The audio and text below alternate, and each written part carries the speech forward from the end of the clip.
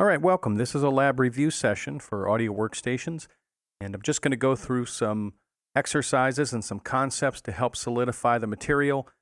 Use this as additional study material for your lab final. My whole goal with this video is to give you extra material, extra time, not only interfacing with this video, but also I'm recommending that you have Pro Tools open and work on your own to go through and do some of the maneuvers that I'm doing and try to get comfortable in the software. Just trying to give you the best opportunity to get the best grade on that lab practical, since it is 25% of your grade. So the first thing, let's look at Identify Beat. Had a few more questions about Identify Beat here. So I'm going to go Window, Workspaces, and have a workspace open to my Apple loops here. And I like to use the Apple loops because, as you remember from class, they need a little bit of finessing before they'll work properly. So I like this ambition beat a lot. All right, so I'm just going to go ahead and drag this in as a new track in Pro Tools. And remember, the first thing we always like to do is just listen to the loop to not only gauge how many bars it is, but also how if it loops clean. So let's go ahead and play it back and listen to it. And you're going to hear at the end that it's going to slip a little bit. So I'm going to count it aloud. And then you're going to notice at the end when it goes to loop around, it's going to the audio is going to slip a little bit. It's going to need an edit. Now, I will say that in your lab final, you won't need to make any of these nuanced edits, but it's good for you to know this. So I'm verifying that I have loop playback enabled by right-clicking on the transport here.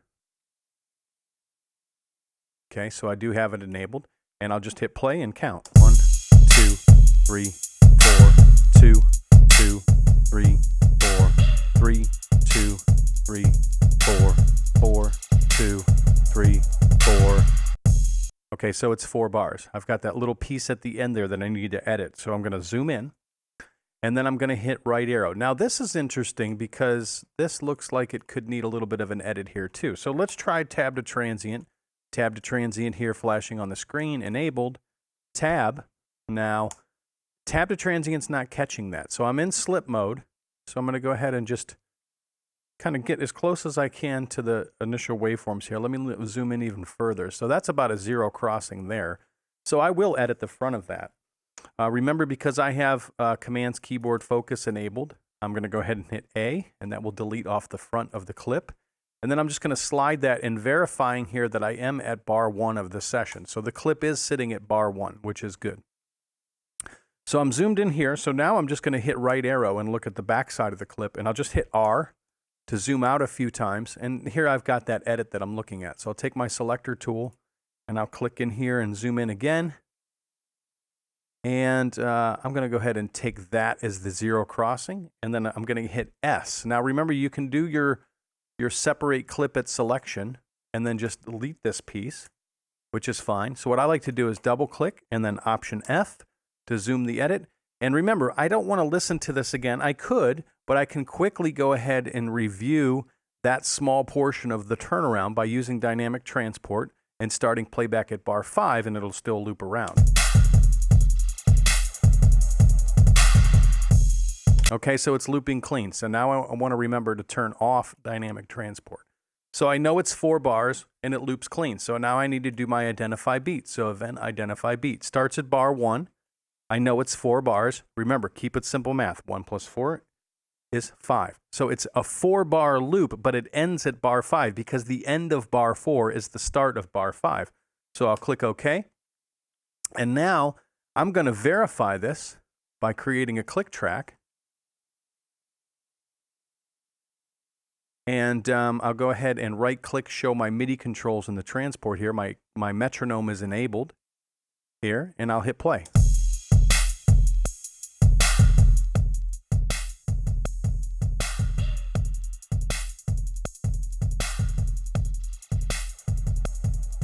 Okay, good. So I have that identified. I have the beat identified. Now what I'm going to do to move to the next step is go ahead and delete this track.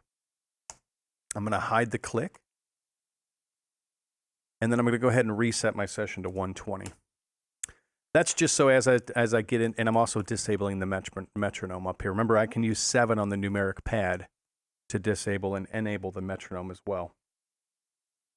So let's look at capturing clips. Let's take a look at that.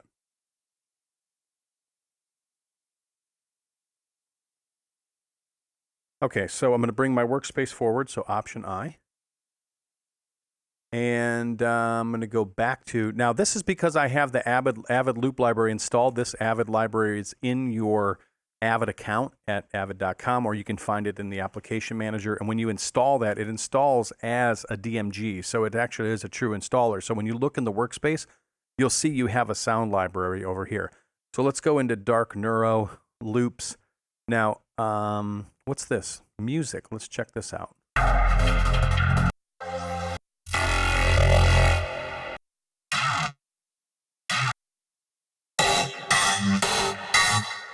Okay, that's cool, but I feel like I'm going to get lost in there. I'm just looking for a nice drum hit here.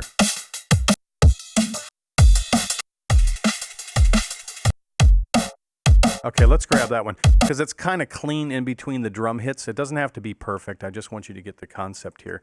All right, so what I'm going to do is say, I'm going to turn it down a little bit. Okay, so I want to capture this kick right here. So remember, we're going to eventually use clip capture right here. So again, my tab to transients enabled, and what I'm going to do is tab. Okay, there it is. That's the kick that I want. Now, remember, insertion follows playback is also disabled as well, so that when I hit play, and then, or I'm sorry, hit spacebar to play, and then when I hit spacebar again, my insertion jumps back to where that insertion has been tabbed to the transient. So tab, tab, tab, and then I'm going to grab that. So now I'm going to hold shift and hit tab to tab up to the next snare transient. There. So now all I have is this. Okay, so now I need to capture that. So I'll say clip capture, and I'll call this kick smash, because it sounds like kind of a smashed kick. Kick smash. Kick smashed, and click OK. Okay, so now I have this kick. Well, what if I want to put this kick, if I want to do this in slip mode, I can put this kick anywhere I want in the session. So we just did clip capture. But now we're going to kind of talk a little bit about spot mode here, since this kind of ties into that concept, right? So if I'm going to pull this clip in anywhere, it's going to be in slip mode, and I'm not going to be really working on the grid here. So let's set my grid to 16th note. All right, or no, let's set it to quarter note. That way you can see the grid a little bit better in the background here.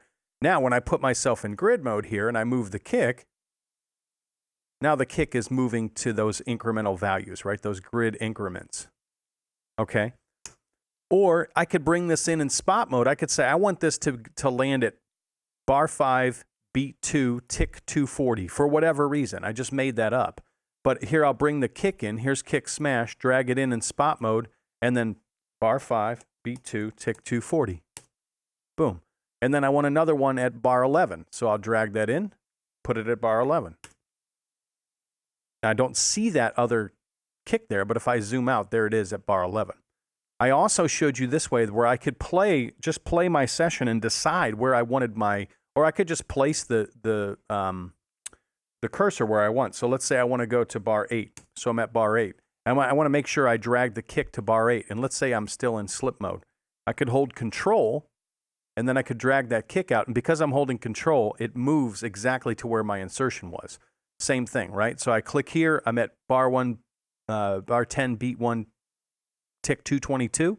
If I just hold control and I drag the kick out, then it'll land right there.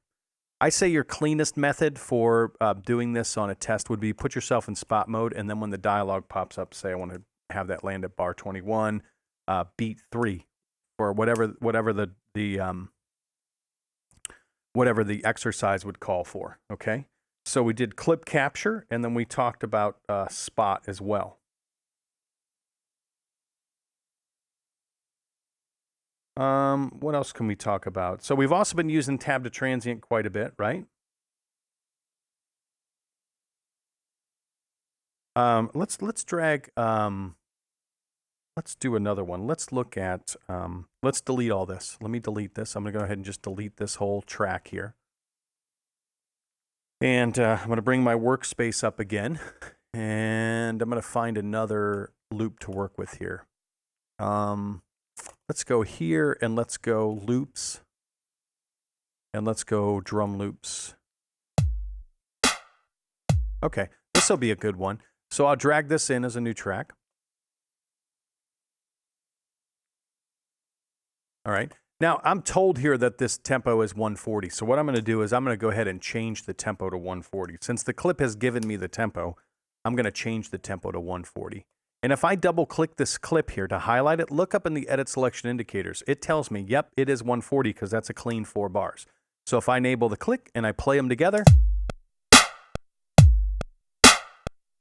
all right. Now, I like the kick and the snare, but I want to kind of use these for my own purposes, right? I want to break these out into separate samples. So what I can do is I can separate these clips. So the concept I'm going to go through here is separate clip on transients, and then I'm going to show you on grid. So I want to do these on transients. Now this pre-separate amount, if I had like a synth part or a guitar part, I probably would want to try to, I might need to finesse the actual location where the separate was going to happen. I might want to put, say, a 10 or a 20 or 30 millisecond threshold in here to try to not have the transients cut off, because a guitar or a synth is going to have a little bit, the synth more so, is going to have a little bit softer attack. And so if you adjust this pre-separate amount, it can help prevent there being extra clicking or noise in the separate amount. This is most beneficial for drum separations where you don't need to use a pre-separate amount. So I'm not going to use any pre-separate.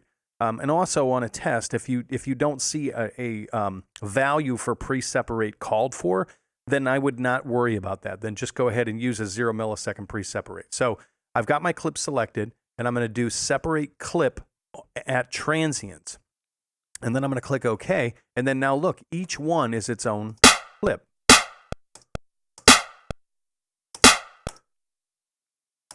Right?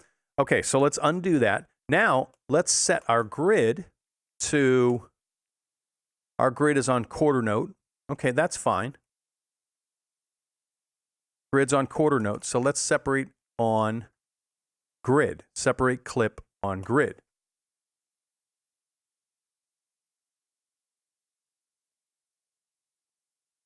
Separate clip on grid. Click OK. Boom. Now they're all separated on the grid.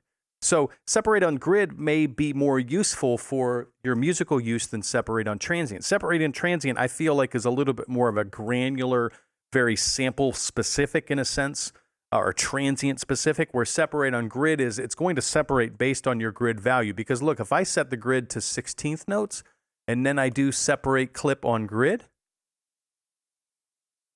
no pre-separate, boom. Now it's all separated on 16th notes. Not necessarily that I would do that here, but just the difference between separating the clip on grid and separating the clip on transients, okay? All right, so let's look at time-based routing here real quick. Let's go ahead and we'll keep this clip, okay? So we're going to keep this, but we're saying that we want to have some delay on here. Actually, let's do this. Let's separate. Let's do this. Let's duplicate the clip. I'm going in real time here, so I don't really have like a planned pattern right now. So just kind of take the ride with me here, and I'm gonna do this. I'm gonna select them both. Let's see if we can select them both and then do separate clip on grid. No, let's do separate. Yeah, let's go quarter note and then separate clip on grid.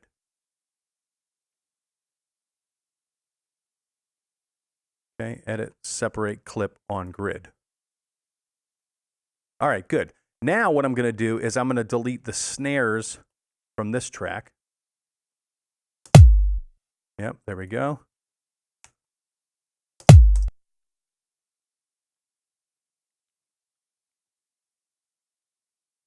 Okay, so those should all be kicks. All right, and then I'm going to delete the kicks from this track.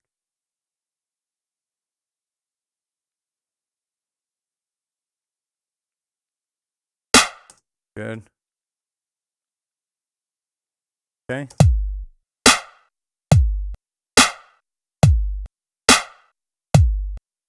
All right, listen to the kick. Listen to this. There's a little pop there. It's like boom. So let's highlight all those, and let's do a fade out on all those kicks. So let's create fades. Now I'm in the batch fades dialog, but all I want is fades out. So my fade ins are gone. My cross fades are gone because I'm just enabling and disabling here. You see it flashing on the screen. And I just want the fade out. Just a little quick 10 milliseconds. Let's see how that sounds. Click OK.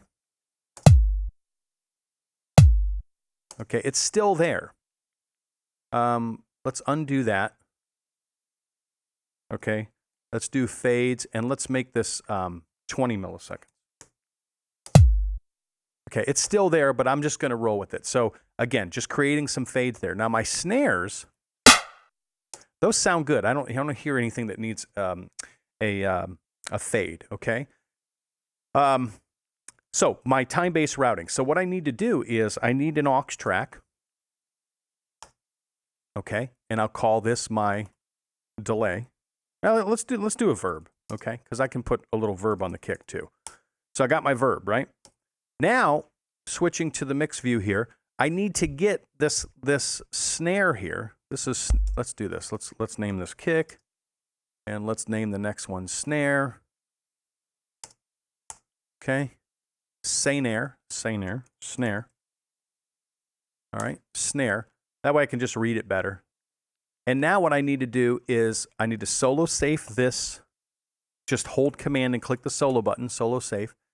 And then I'll go ahead and put a verb on here. I'm just going to use something simple. I'm just going to use deverb. And I'm going to use a small hall reverb, and I'm going to set my decay time to 1 second. All right. So 1,000 milliseconds, 1 second. So now I need a send. So I'm going to take this send and I'm going to assign it to bus 1, 2. Remember, bus is just a signal path. And I'll right-click this and rename it. And I'll call that verb. Okay, verb 1, whatever you want to say. Verb, there you go. And then I'm going to go ahead and set this input here to verb. See, it's named that way.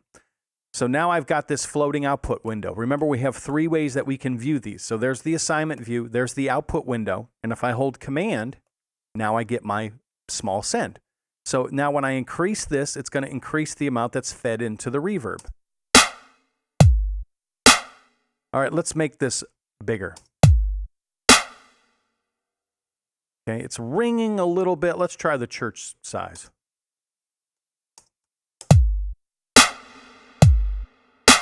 Okay, that's kind of cool. And then let's do this. Option, drag the send over to the kick, and then just feed a little of that kick in there.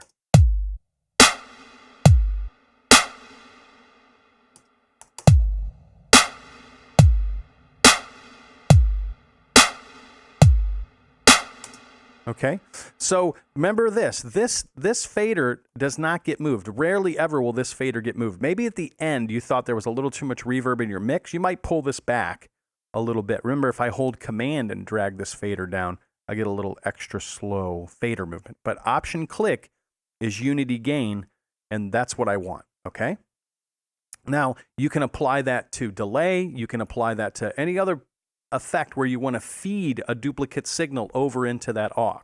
So you may need to pause and go back and rewind and watch me do that again and pick up the little nuances of solo safe and routing the send and renaming it and things like that. But if you review that a couple times and practice it, I think it'll really help you a lot. Okay. Okay, let's look at bounce to disk real quick. So I've got this. Let's just say this is my mix, right? And I want to bounce to disk. Let's say I want to make a bounce that is, I don't know. Let's say I want a 10-second bounce. So I'll just go to 10 seconds here, and then I'll just make that start at the beginning of the session. So I've got a 10-second bounce there. And then I'll go ahead and bounce to disk. And remember, the default folder is the bounced files folder. So for now, I'm going to keep all these parameters the same. All right. And then I'm going to leave this as my bounce. And then I'm going to choose a folder. Now, maybe it's bounced files, or maybe I have another folder in here called final mixes or something, right? And then I just pick the folder where I want it, and then I click open, and then I can do this offline. It's still going to be the same length, but I don't have to listen to it if I don't want to. You've heard me say in lecture, if it's something that's final or a true deliverable, you probably want to listen to it. I'll do it offline to save some time here. Bounce to disk. Now this is I think because I have the MP3 option enabled, so I'll disable that. I'm just doing a bounce at the same bit depth and sample rate. If I needed to change that, I would change that here. If I needed to change my sample rate, I'd change it here, and then I'll click bounce, and then it bounces. Okay, let's look at some MIDI stuff here real quick. So let's go ahead and create an instrument track. Now you remember I said default to creating stereo instrument tracks, because if you just start to create mono instrument tracks, you're going to run into a situation, especially when you start using third-party plugins, that they don't all load up as stereo instances. And you can think that your plugin's not installed, but it's because you have a mono instrument track and not a stereo. Now I'm going to set the preset. Remember, I set a preset here. I don't pick presets here. I pick parts in these areas here, but I pick presets up here. So I'm going to do my drums, and I'm going to pick this rock kit for whatever reason. Okay, and I'm going to record enable.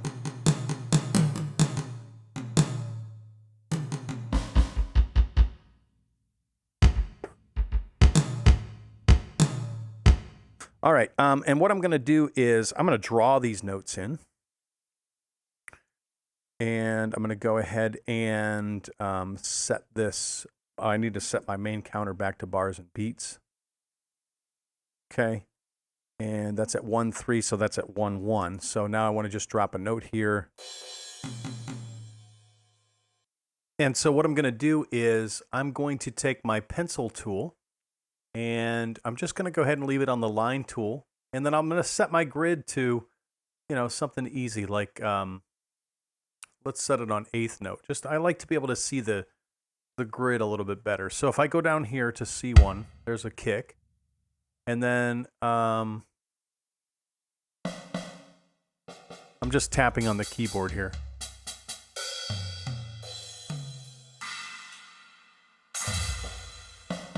All right, I'm not a huge fan of that. Well,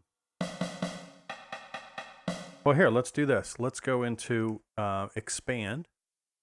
And let's go into, now notice they're all set to MIDI channel 1. So since I'm on the instrument track here and I'm playing, each one of these are parts. I was going to say patch, but we can say patch or part. They just call it a part here in expand 2. They're all set to MIDI channel 1, but I'm trying to adjust this snare sound. So if I go up here to B, you've done this in the lab. I'm just refreshing this for you. But if I go to B here, look, I can click up here on this little knob here, or I can click B here. And then I can look and I can say, oh, well, look, it says E1 select, C#1 select, D1 select. Well, let's go back to the MIDI editor. So I'm going to control equals back to the MIDI editor. So here's D1. Now I can move this selector knob.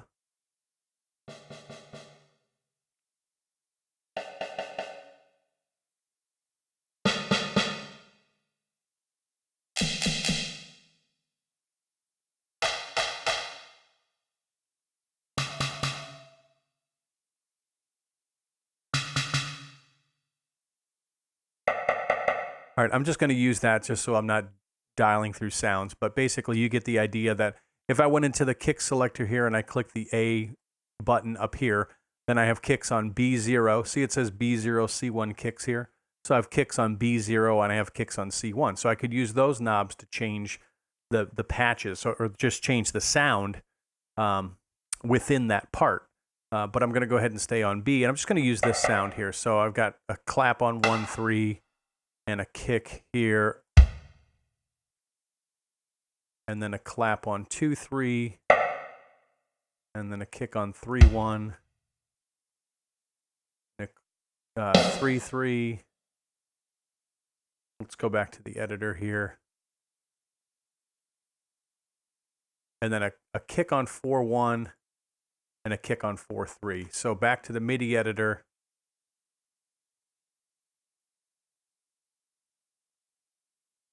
Look at that. MIDI editor, control equals. 4-1 for my kick, and then 4-3 for my snare. All right. Now, I kind of deliberately placed some notes in the wrong spot because I wanted to remind you about transposition of notes. So I've got this kick on C1, and then I've also got that on B0, but I'm not digging that. So I want to take this note and transpose it. Simple enough. I can just move it up. Actually, I moved all those notes, if you noticed, because when I click on the key, when I click on this key here, okay, all those notes will highlight. So when I click on the key, those 3 notes highlight. So now I can just move those up by dragging them, transpose those. If I wanted to transpose all the notes, I could just select them all and then move them up. Oops, that's just a trim tool fitting those notes to the grid, which I'll leave it that way. That's fine. And I could transpose all those up at the same time. Let me look at the undo history real quick here. And grab MIDI events, trim note endings, grab MIDI events. All right, there. So I'm back to where I dropped the last note. So one thing I would remind you of, if I'm going to move notes, now my grid is pretty broad here. You know, I'm in a quarter note grid. So it's going to be very unlikely that I would move this note and have it move off the grid, you know? But if I was in slip mode and wasn't totally paying attention, that note could easily slip over just a little bit. So what I can do is just hold shift, and then I can move that note, and it locks that note's position. So I don't even have to move out of slip mode. I can just hold shift and know that note is going to stay locked in position. Now what I need to be careful about is that the other note is not still selected.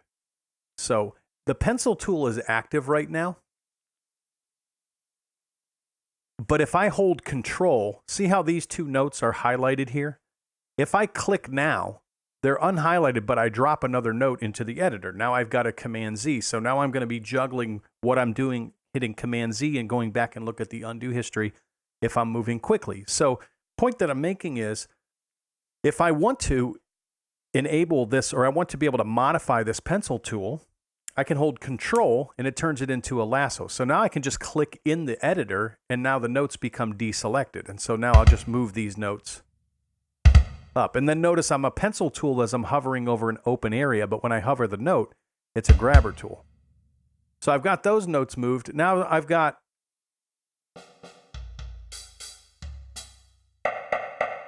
I thought I heard a different snare sound before, but I guess I'm just going to use that kind of wood block sound. Same thing. No, that's the... All right, I'm going to try that. So I'm going to move this note here up. There we go. And I'm going to move this note here. Okay, see, I wasn't holding shift. So I'm going to hold shift. Oops, I got this note over here that keeps moving. So hold control, click. Now I'll hold shift and move that note up. And then I will click the note, hold shift, and move the note up. And then I got to move this one down. So hold shift, move the note down. So let me turn this, let me solo this. And then I'm just going to turn it down a little bit. All right, I still have one note that I need to move here. So let's go back to the front of the session. I need to move this one. So hold shift, move it up. There we go. So let's just...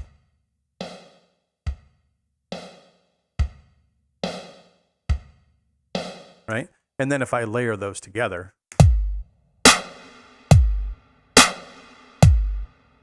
that may be a little loud. So that was an homage to a couple times when the speakers in the lecture room were a little bit loud and somebody had to have been slightly dozed off and said, whoa, what the heck just happened? So hopefully not too loud for you. But at any rate, I wanted to put those notes in there. And I wanted to be able to line those up. And then, of course, I went in there and I showed you about transposing the notes. So we did our time-based routing, right? And we did some of our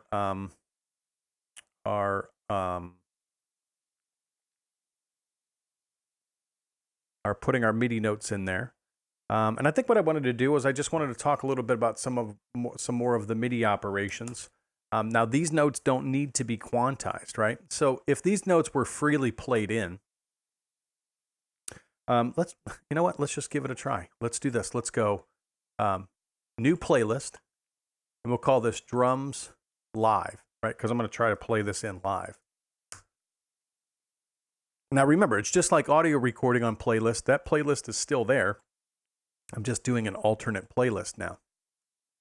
So I'm going to go ahead and give myself a count off here. And I'm going to use my metronome. And I'm going to go ahead and record. So all I'm going to do is just... Right, but I'm going to play it along with it. So what I'm talking about now is some more of these event operations. We're going to go look again at these event operations here. Now, what I'm going to make sure is that input quantize is turned off. I don't want anything to be input quantized, so you can see that it's disabled there. So I'm going to go ahead and just record real quick here. And I'm just got my count off enabled up in the MIDI controls there, and I'm going to just hit 3 on the numeric pad to start recording.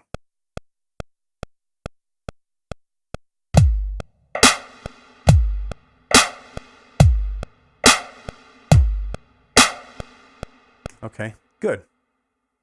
Now, I know that it was not perfectly in time, which is fine because I'm going to want to quantize this. Now, I noticed I may have not played the note that I wanted to play. So let's go ahead and do a Control equals or a window MIDI editor. All right, Control equals. And we can see here that my notes are not on the grid. So actually, I want these notes to be here. So I'm going to go ahead and hold Shift and move those up there. So let's listen to it now. Actually, no, one more. Hold Shift. There we go. So I've got... All right, so I need to quantize these notes now. So let's quantize all of these notes to quarter note grid. So I'm going to go ahead. Look, the grabber tool is active up here now. And I'm going to go ahead and just lasso because the default tool for the grabber tool is the lasso. All right. And now I'm going to go ahead and quantize that. So I'm going to go event operations, quantize. And I'm going to go ahead and do that to a quarter note grid. And then apply. And then my notes move. So let me undo that again. Okay. So what happens sometimes is students get in here and they set this up and they pick the quantizing and they never click apply. So then I'll click apply and I can watch in the background. I can watch these notes move. All right. Good. So now they're quantized. So now I'm going to save. Command S. Make sure you're saving a lot during the test.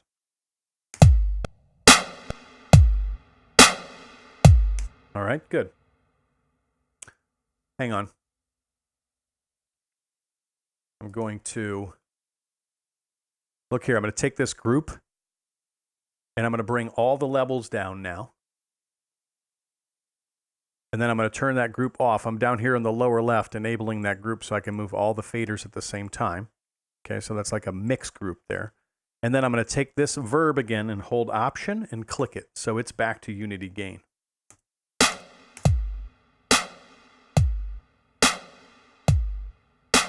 Okay, I like that, but let's say that I want to adjust some velocities now. Well, I typically like the kicks to hit really hard. So let's see what the velocity on the kicks is. So what I'm going to do is I'm going to hit E, just the letter E on the keyboard. And now I get to see the velocities for these kicks because I clicked this key here and all those kicks are highlighted now. So then I notice that this one's a little low here. So I can drag these stalks and move these up, right? Or I could select all those notes and then I could bring up my event operations and I could say change those velocities and set them all to 127. Now, when I hit enter, it only enters the value. I still need to click apply. Okay, so now I've got those notes locked in there. Now the snares, those look like they're all at the same velocity. Maybe it works in this instance, but maybe you want to add a little variety. So if I needed to change them all to 127, I wouldn't need to do anything. But, let's say they were like this. Let's do two options here. Let's say that the snares were kind of like this. And I wanted to change them all to 127 or 125, whatever. So I would just select the key, correlating to those notes. And then I would come in here and I noticed here I moved this kick volume. So let's bring that kick back up there. So I'm just working on the snares here. So then you could see these velocity stalks are highlighted for the snares. So then I'll say event operations, change velocity, put them all, say at like 125 for whatever reason. I'll hit enter. It only enters the value in the window. Now I need to hit apply or enter one more time. Now those notes change. Or I could do this, set them all to 125. Let's do this. Let's randomized. And then I'm going to say limit to a minimum of 110, a maximum of 127, and let's do a really high randomized number here and click apply.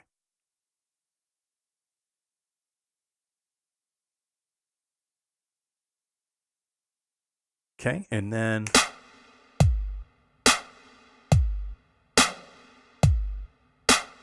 all right, so you got quantizing, you've got change velocities, got transposing. Again, don't be afraid to pause and rewind a little bit and just listen to what I said one more time, or listen to the whole video, stop, and then go back and watch it one more time. It's not going to hurt you to spend another hour reviewing the video again. It's only going to solidify the material. And again, like I said, if you have Pro Tools open and you're doing this stuff, it's going to make it that much better for you to be able to do these quickly on your test.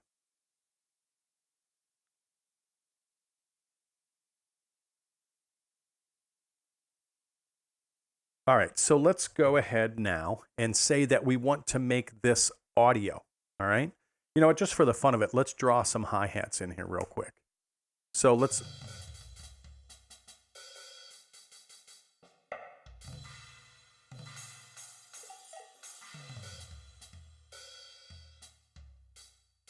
Hi-hats.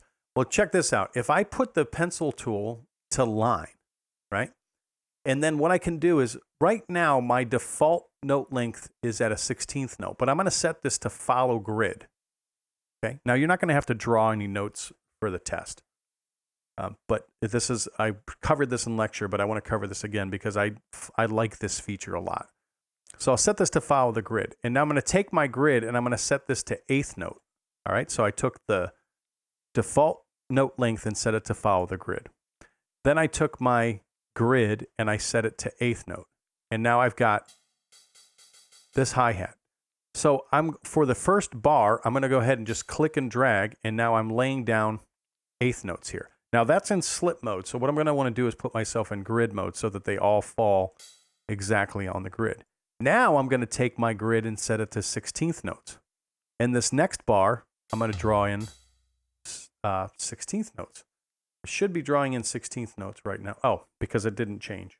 So let's undo that. So let me set this to 16th notes. There it is, 240. See, it says 240 there. So now I'm going to draw in 16th notes. And then I'm going to go and draw in 32nd notes. And then I'll go back and draw in 8th notes. And I'll go back and draw in 16th notes. And then let's just go crazy and draw in 64th notes at the end here. All right, so let's add a little bit of variety. So I select them all. I bring up my event operations here. I say change velocity. And I'm going to use these same parameters here that I used before. All right, let's listen to it.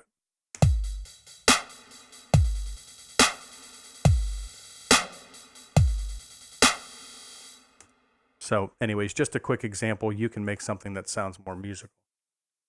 So now let's go ahead and do this. Let's hold shift. Remember, I've got link track and edit selection. It's flashing on the screen. I've got that enabled now. Now I'm going to hold shift and select all 3 of these tracks. I'm verifying here that I've got that 4-bar selection.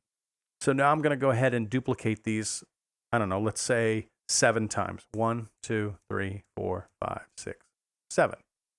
So let's triple click in here with the selector and see what we got. Now that's interesting to me that that's 33. So let's go ahead and back up and undo. And let's select this. Now I'm going to hold shift and hit P and semicolon to select those 2. And then I'm going to click duplicate. Good. Duplicate. Good. Duplicate. Okay, I must have been getting a little bit of a selection off the end there. So I have an even 16 bars. When I looked at notice I've always told you to reference everything to the edit selection indicators. Now this is because we know the tempo of the session. That's why the edit selection indicators are so great. So when I selected it before, when I duplicated those out, it must have been selecting a little bit of a region extended out there, and that's what threw me off. But 16 bars is plenty right now.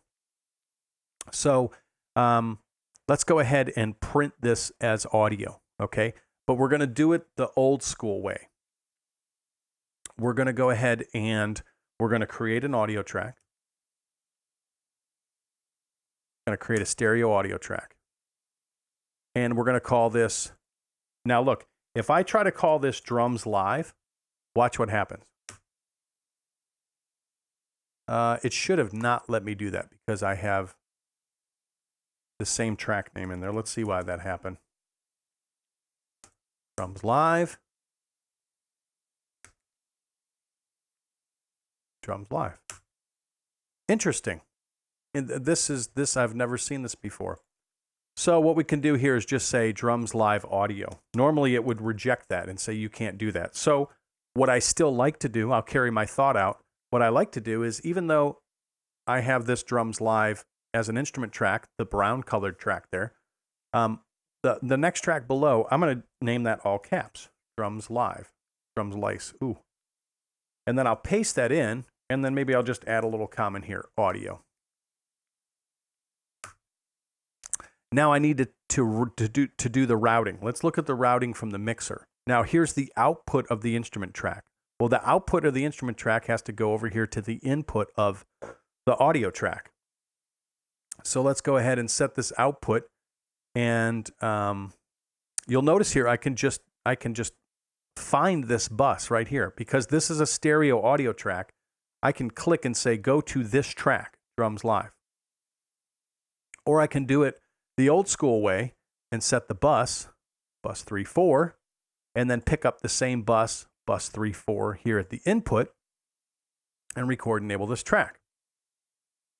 So we're ready to go. Notice the routing, bus 3-4, and then the input, bus 3-4. So now I hit play, and I don't see any levels in here.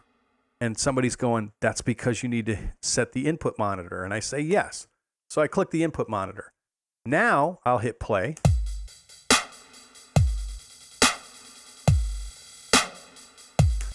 Let's go ahead and mute these two tracks so we get less of the drums right now.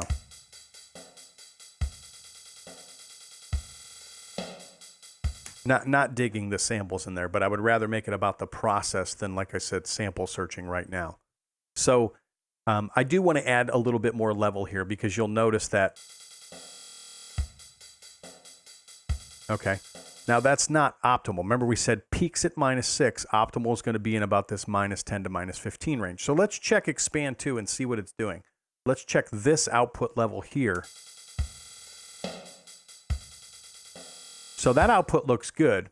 It's the output of, oh look, well duh, it's the output of the instrument track. So let's option click that. And now let's see what the level is in our channel here. Now remember what I did was I just clicked this little mini fader where it says output window button. Now this is a floating fader for the actual track. So now it's just easier to see my meters rather than trying to look at it here and kind of guesstimate what's happening.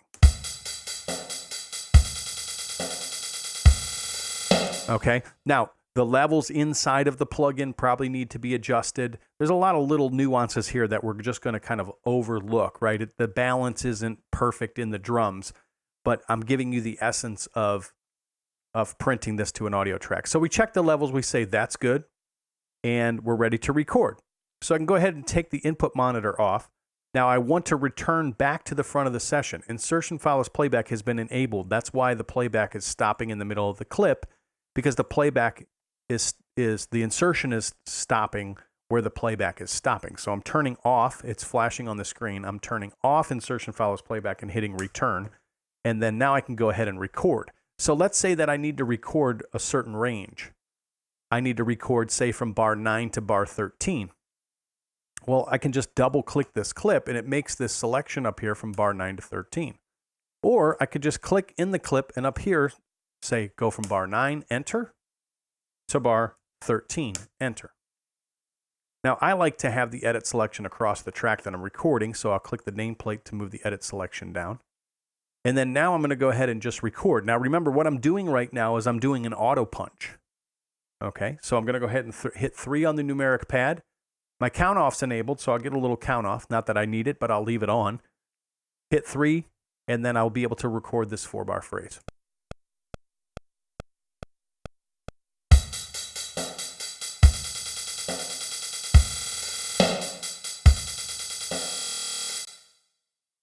Okay, there we go.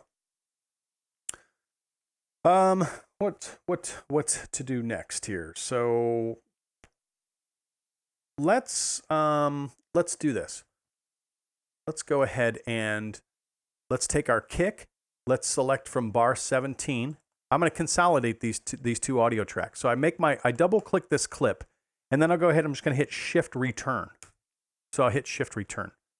Now I'm going to click on the kick track, and it's going to move that edit selection there. And then what I just did there, watch. So I double click to make the selection on this track. Okay, and then I'm going to hit Shift Return. Now, I want to move the edit selection up to the kick because that's what I want to consolidate. So I'll just click the kick nameplate. Now the edit selection spans 16 bars across those tracks. But I have the snare track down here that I want to consolidate as well. So all I'll do is hold Command and then click that snare plate, and now those get highlighted as well, and I can verify 16 bars. So I'll say Edit, Consolidate Clip. Boom. Now I've got those clips consolidated. And let me just organize here. So kick and snare, my drums live, and my drum live print. And I'm going to hide that and make it inactive. Okay.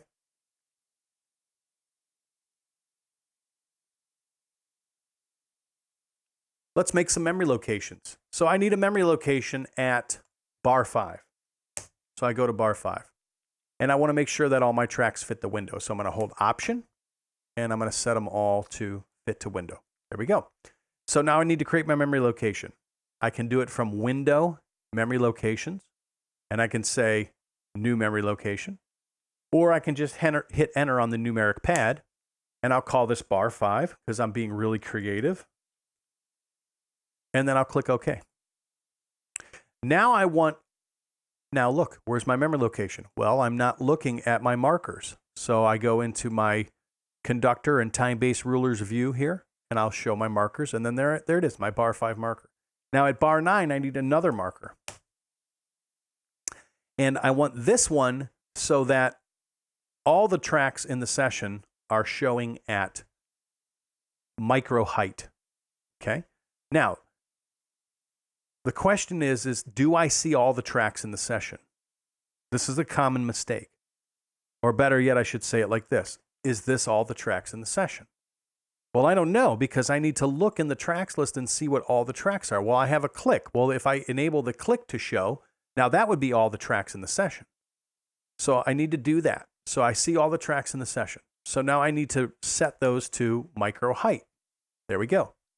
Now I need to create the memory location. So I'm verifying I'm at bar 9, and then I'm going to hit Enter on the numeric pad, and I'm going to call this bar 9. And then I'm going to lock in my track shows and hides and my track heights. And I'm going to click OK. Now let's bring up my memory location window. And let's jump to that first one. Well, that first one we created, we didn't lock in any track heights or any track shows and hides. So let's go back and update the bar 5 memory location. And let's make it so that all the tracks except for the click are fitting to the window. So let's click bar 5. Okay, so I'm at bar 5. I'm verifying that up here in the main counter. So now I need to reset those track heights. Well, the first thing I'll do is I'll hide this click track because it's everything but the click track fit to window. So then I can use my shortcut, Control Option Command, up arrow, or I can do my hold option and fit to window. Now I need to right click the memory location. This gets missed all the time. Right click the memory location to lock in those changes, then add the track shows and hides, add the track heights, click OK. Test it, test the memory location. Okay, that's the one that I created before, and that's the one that I updated. And I say, you know what? I don't need that memory location at bar 9. I want to delete it.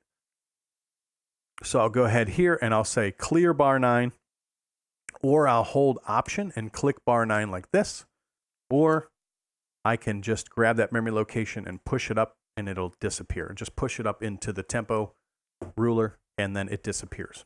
Okay, so again, that's probably something that you're going to want to go back and review again. So either now, just rewind a little bit, watch that section again, try it in your session.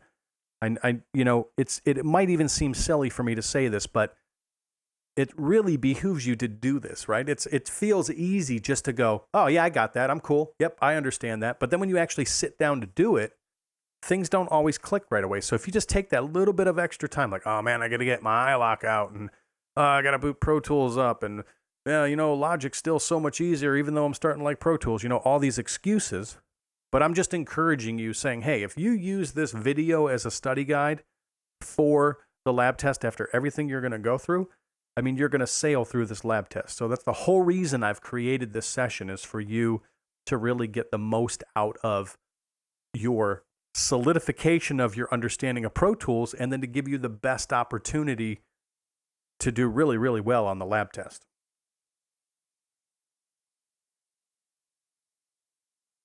Okay, I just have one or two more things here to talk about. I'm going to go ahead and set these track heights back. And I'm going to re-edit this clip here real quick. So I'm just going to make a couple edits. I'm tabbing to transient. Okay, just a couple quick edits. And I'm going to delete these off the back side here. And I'm just going to review some fades here real quick. So let's say that I need to create a particular length of fade here. So if I select this clip and I say, you know what? I need to do a fade out. So I'm going to go ahead and just do Command F. And then I'll create an equal power. Remember, equal power is the one that's got that 3 dB boost at the center of the fade. Equal power fade out. Or, not that we would want this on a snare, but let's do a fade in.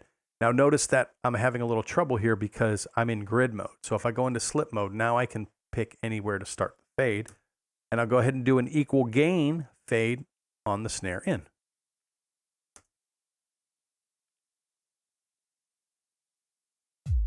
Right? Again, not that we would need that, but just as a demonstration. And what if I'm editing these 3 clips and I want to create fades for the fade ins, the fade outs, and then the cross fades for these 2 here? Well, I just select across these, and then I've been doing Command F, but create fades. And I'll go ahead and create a fade in. That'll be 10 milliseconds. And then I'll go ahead and create a crossfade. That's going to be 25 milliseconds. Oops. Now, that's the one window. I'm going to hit Command F again. That's the one window where even when you enter the value and then hit return, it actually locks the fade in. So I have to be careful about that.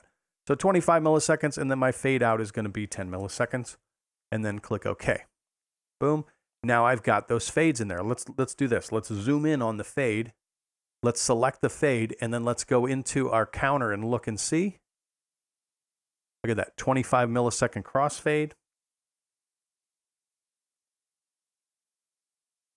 10 millisecond fade in.